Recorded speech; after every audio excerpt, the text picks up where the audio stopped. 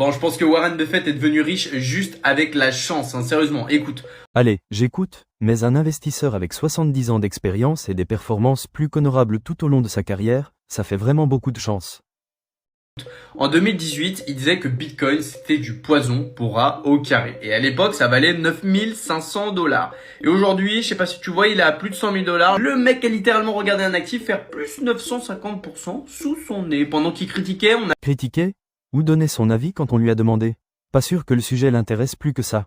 vu BlackRock, Fidelity, Ark Invest lancer leur ETF Bitcoin. On a plus de 100 milliards qui ont influé en 18 mois. Bitcoin c'est devenu un actif institutionnel validé par Wall Street. Et c'est pas tout, hein. Des pays comme le Salvador, la Suisse, même le Bhoutan continuent à en accumuler. Certaines banques centrales ont parlé comme d'ailleurs une réserve de valeur complémentaire à l'or. On parle quand même d'un truc où les États eux-mêmes prennent le truc au sérieux. Et côté adoption, on a Mastercard, PayPal, Visa, Revolut. Plus de 500 millions de personnes peuvent acheter du Bitcoin en un clic maintenant. Et c'est passé d'un jouet pour des geeks à un actif qui est finalement globalisé. N'oubliez pas d'ailleurs que Buffett a raté Amazon, il a raté Apple et maintenant il a raté Bitcoin. Il a vraiment raté les trucs les plus impressionnants. Ce qu'il ne faut pas oublier de dire, c'est que Warren Buffett a toujours expliqué n'investir que dans les business qu'il comprenait et que la tech en général n'a jamais été son fort.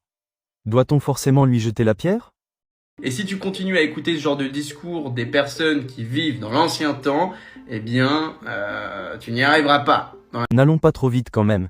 Si je n'y arrive pas, tout comme lui, et que tout comme lui, je finis avec quelques milliards, ça me va. Cela dit, force à toi pour la suite.